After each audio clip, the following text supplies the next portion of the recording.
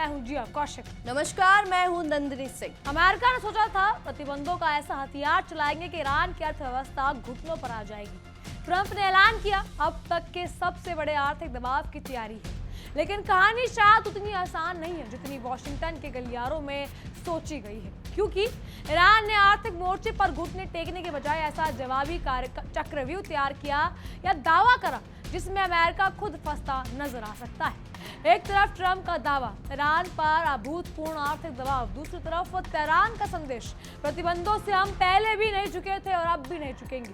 और इस टकराव के सबसे बड़े मैदान बन रहा है हॉर्मुज स्ट्रेट, जहां से दुनिया के तेल कारोबार का एक बेहद अहम हिस्सा गुजरता है। अगर यहाँ तनाव बढ़ता है, अगर तेल की सप्लाई प्रभावित होती है, अगर कच्चे तेल की कीमत चलती है, तो सवाल सिर्फ ईरान की अर्थव्यवस्था का नहीं रहेगा, सवाल अमेरिका की महंगाई का होगा, अमेरिकी जनता की जेब का होगा और सबसे बढ़कर नवंबर 2026 के मध्यावधि चुनाव का होगा।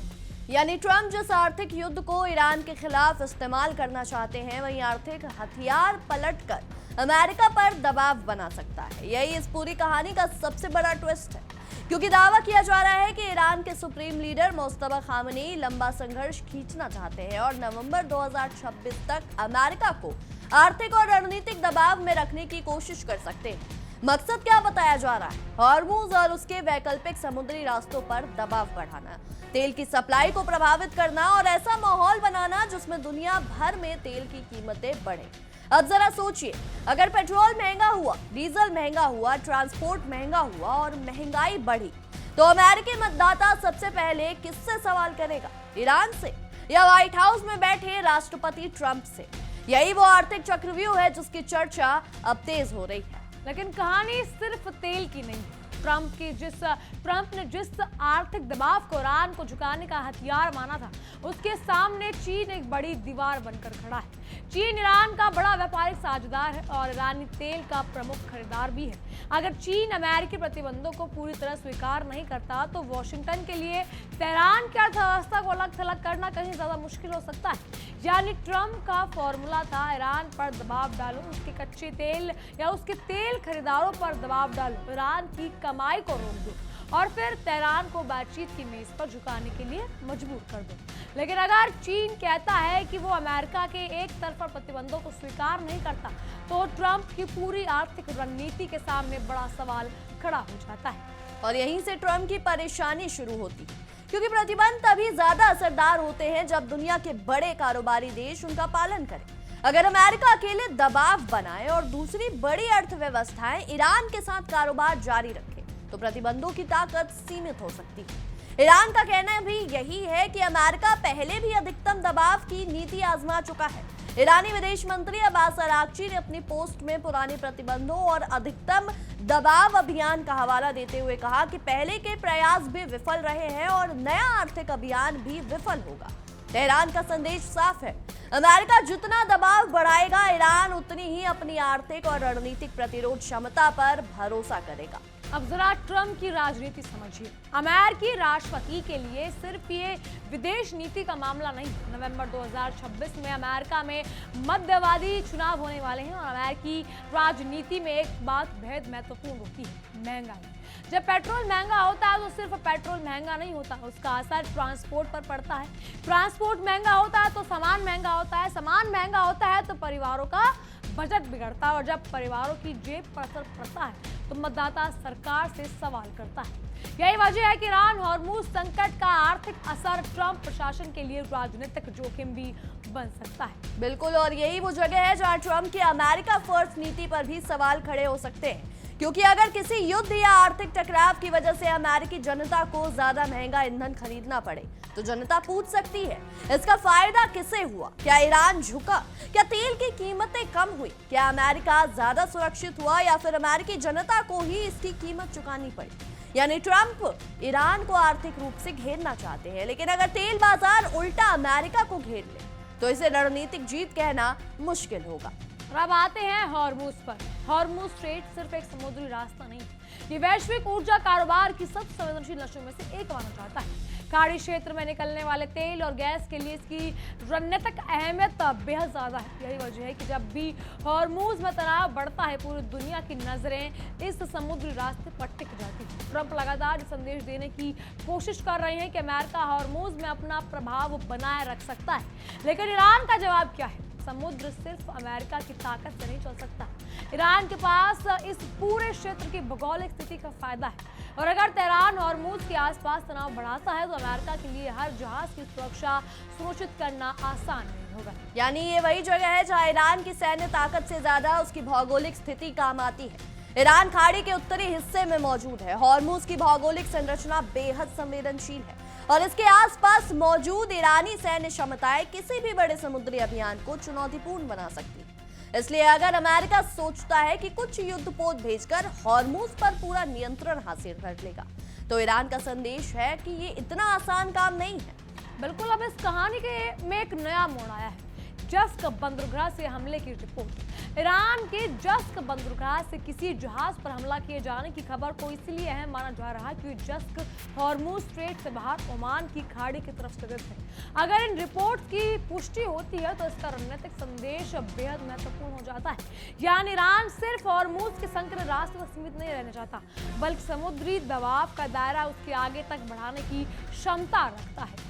और यही बात अमेरिका के लिए सिरदर्द बन सकती है, क्योंकि अगर हॉर्मूज समुद्री हमलों का क्षेत्र बढ़ता है तो अमेरिका को ज्यादा बड़े इलाके में निगरानी और सुरक्षा व्यवस्था करनी होगी। जितना बड़ा इलाका उतनी ज्यादा सैन्य तैनाती, जितनी ज्यादा सैन्य तैनाती उतना ही ज्यादा खर्च, और जितना ज्यादा खर्च उतना ज्यादा राजनीतिक दबाव। यानी ईरान की रणनीति अगर लंबी चलती है तो अमेरिका को सिर्फ सैन्य मोर्चे पर नहीं बल्कि आर्थिक मोर्चे पर भी संसाधन झोंकने पड़ सकते हैं। अब सवाल ये है कि मौसमा का कथित प्लान आखिर है क्या? इसकी चर्चा करने वालों के मुताबिक पहला लक्ष्य है समय, यानी अमेरिका को तुरंत निर्णायक जीतना लेन देन। अब क्योंकि ट्रंप की राजनीति में तेजी से महत्वपूर्ण रहती है, वो एक बड़ा ऐलान करते हैं, फिर उसके नतीजे जल्द दिखाना चाहते हैं। लेकिन अगर ईरान संघर्ष को लंबा खींच देता है तो ट्रंप को लगातार आर्थिक, सैन्य और राजनीतिक लागत उठानी पड़ सकती है, और यही लंबी लड़ाई अमेरिकी प्रशासन के लिए मुश्किल पैदा कर सकती है। दूसरा लक्ष्य है तेल। ईरान अगर सीधे या परोक्ष रूप से समुद्री सप्लाई पर दबाव बढ़ाता है तो तेल बाजार में जोखिम का प्रीमियम बढ़ सकता है। मतलब सिर्फ सप्लाई वास्तव में कम होना जरूरी नहीं है। अगर बाजार को लगे कि सप्लाई कभी भी प्रभावित हो सकती है तो कीमतें ऊपर जा सकती हैं, और यही ट्रंप के लिए सबसे बड़ा सिरदर्द बन सकता है, क्योंकि अमेरिका में पेट्रोल की कीमतें सिर्फ अर्थव्यवस्था का मुद्दा नहीं, राजनीतिक मुद्दा भी है। बिल्कुल, तीसरा मोर्चा है अंतर्राष्ट्रीय समर्थन।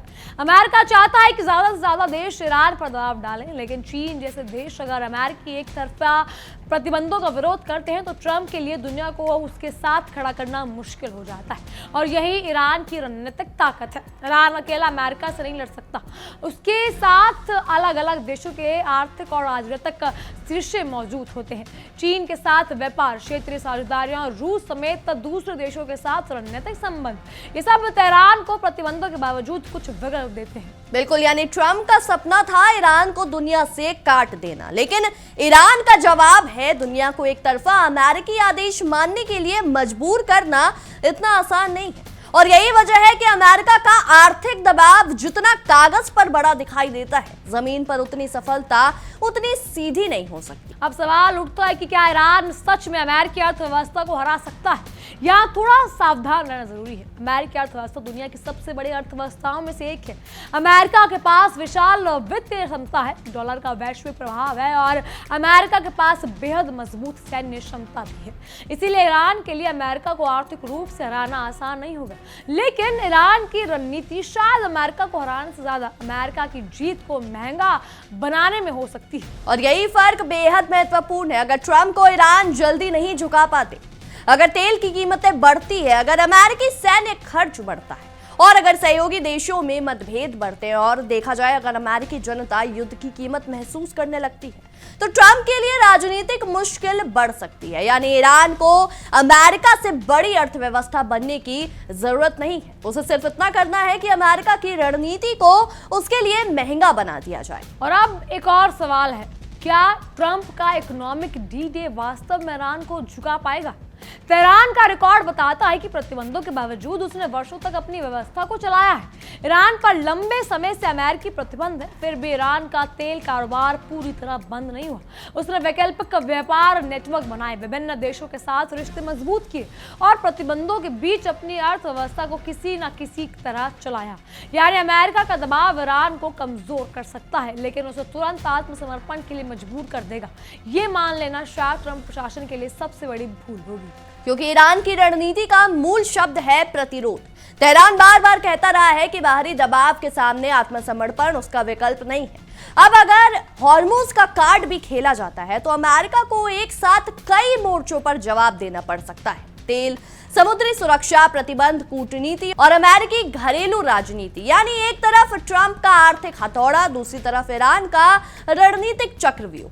लेकिन यहाँ सबसे बड़ा सवाल नवंबर 2026 का है।